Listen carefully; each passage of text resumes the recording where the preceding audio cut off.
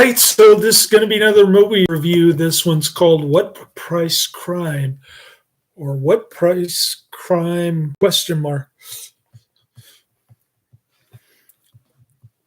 I'm giving this 1 out of 5 stars. I hated this flick. Once again, Noel Madison plays the bad guy just like he needs the money. I liked him better in The Black Raven. Beacon Productions, Inc. presents The Payoff when Justin said, "What price crime?" That's what the movie poster says. The movie poster looks a lot better than the movie. The boxing fight, totally fake. Just like The Big Chance. It's got that kind of sped up kind of movement of the fist, but no punches are landing like in the Batman serial. Or is it Batman and Robin serial? All right. What Price Crime is a 1935 U.S. crime film directed by Albert Herman and starring Charles Starrett, Noel Madison, and Virginia Cherrell. She was the blind flower girl in Charlie Chaplin's City Lights, which I have not seen.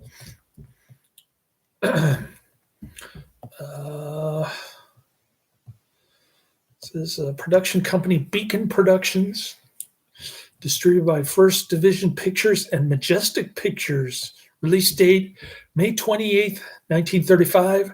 63 minutes running time, thank God. The version that I saw was 64 minutes.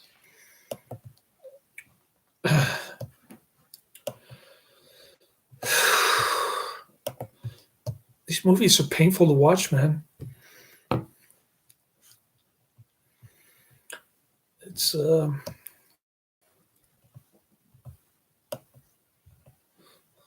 police break into a warehouse that stores guns.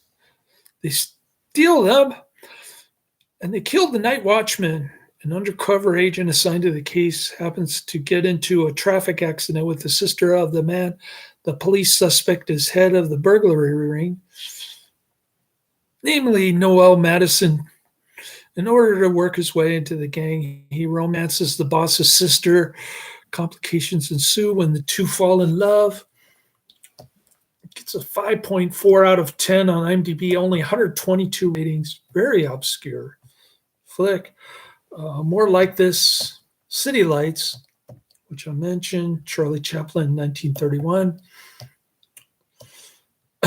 Tracy Rides, Delicious, and She-Devil, a.k.a. Drums O' Voodoo.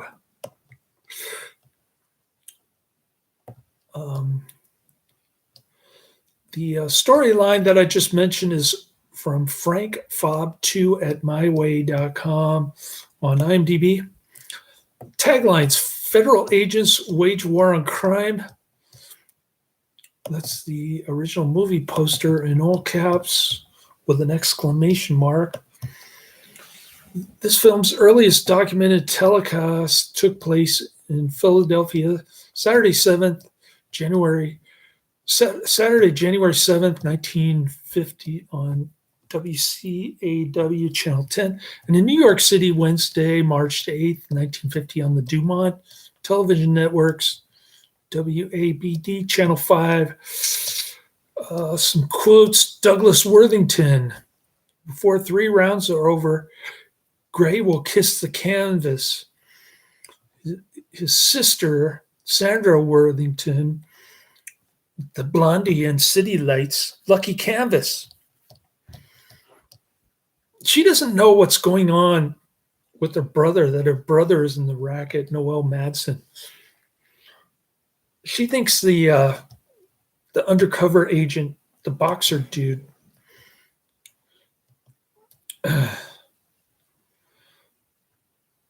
played by Charles Starrett. Never heard of him. She thinks that he's in the racket, but he's trying to fool her.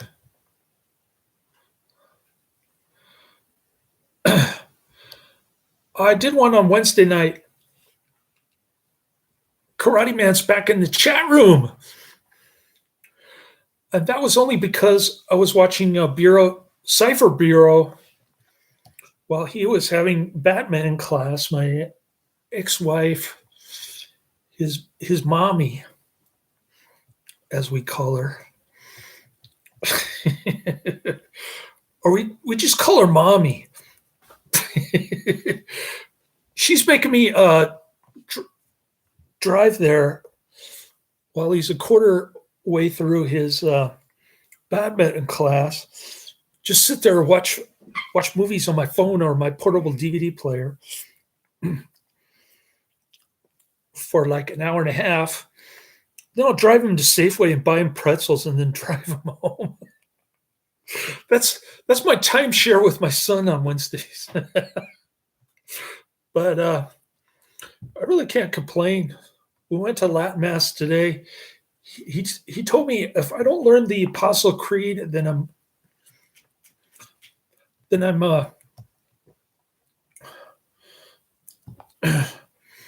guilty of mortal sin. I've got to go to confession. How am I going to confess that? I've been taking the Eucharist, but I didn't know the Apostle Creed by heart. I don't think that'll go over well in the confession booth. Anyways, yeah. So next week, he's going to be on vacation with his mother for the entire week, Monday through Sunday.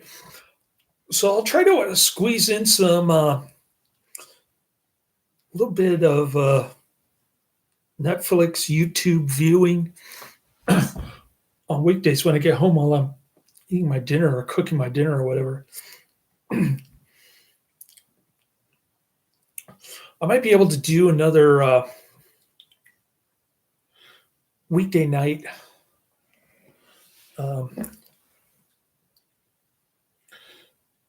I might be able to do another weekday night movie review on YouTube next week, but for sure I'll do another Wednesday night, which is probably Monday morning in Australia. That would be Wednesday night. Would be Thursday morning in Australia. Karate Man's going to be at work or something when I do my next weekday night review. Unless I do it on Friday night next week, then then it'll be the weekend for Karate Man. All right. So Douglas Worthington said, before 3 rounds are over, Gray will kiss the canvas. Sandra Worthington said, lucky canvas. I didn't like the ending to this one. I thought it was corny. Here's the featured review from Bob Lipton. See that name all over IMDb. Dated July 21st, 2019. Starrett goes undercover in a good, if forgettable, movie. This person liked it more than I did. They gave it a 6 out of 10. Someone has stolen a lot of guns and killed Watchman Laffy McGee at a government warehouse. So it's up to G-Man Charles Starrett to crash his car into Virginia Charles, the blondie from City Lights. No, that's a coincidence because her brother, Noel Madison, is a nightclub owner, a prize fighter owner, and the suspect for the gun running operation. Yeah, what a coincidence. The G-Man crashes his car into the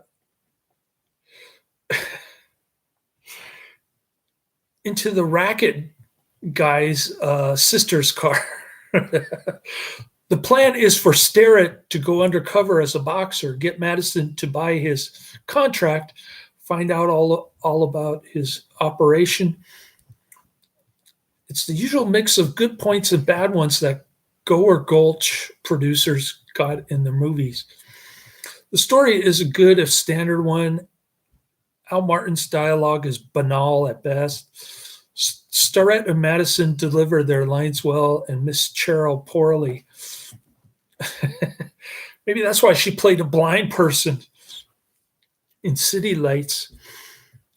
Al Baffert, whom Starlet fights, looks like a well-conditioned professional, and no one holds their hands up to defend themselves in the ring.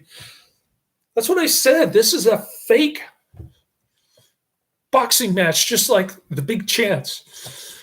Director Albert Herman tries an interesting visual hook start the movie. The raid on the government warehouse, which we knew it is because there is a small neat sign reading government warehouse, shot showing the shadows of the actors. Yeah, I thought that was pretty cool too. But then the movie started going downhill after the first minute. After that, it settles down to a standard plot, though there are a nice couple of twists along the way. Yeah, I was thinking about that. There are some plot twists. This is a very watchable B movie, but I just couldn't get into it. Terrible flick. Another stinker. That's the third stinker today.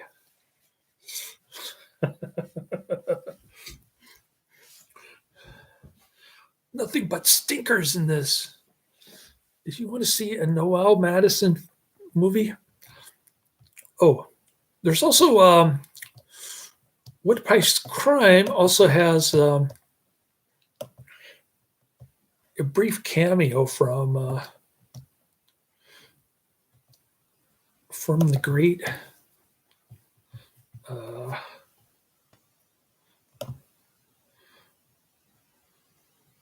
Fred Snowflake Toones.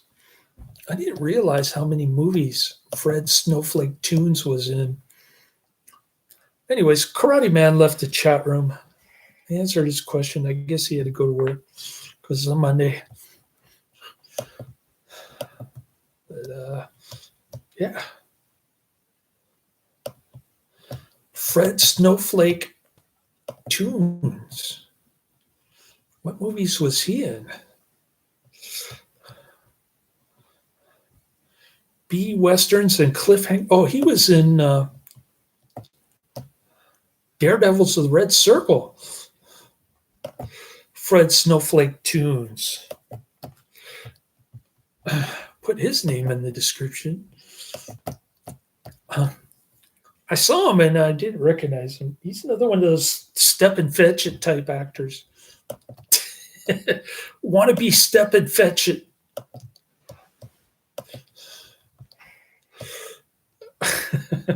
We love step and fetch it on this channel.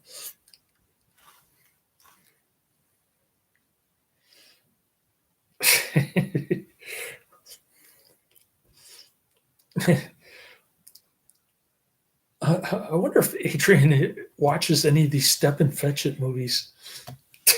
I love them. But unfortunately, the Snowflake is only in it for like a minute.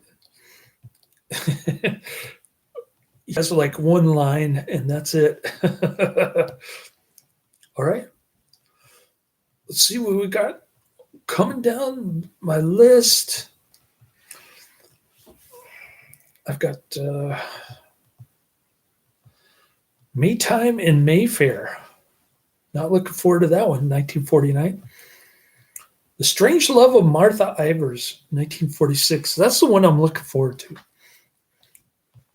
Tarzan the Fearless, 1933. Buster Crabbe, playing Tarzan. Monstrosity, 1963. And Diamond Trail, 1933. those are the next 5 on my list. I'm not going to say highly recommended or check it out for this one. Karate Man was in the chat room for about 5 seconds. Hopefully he didn't exit the chat room while I was answering his question. But I'll usually do 6 reviews, 3 on a Saturday, 3 on a Sunday, depending on how tired I am. Yesterday I only did 2 though, because I kept taking little nappy poos. So I'll do 5 to 6 on the weekend reviews, and then I'll do 1 weekday night review, probably on Wednesday nights until he goes back to school. He doesn't have badminton class anymore. So that's the plan for the next 2 months. Later.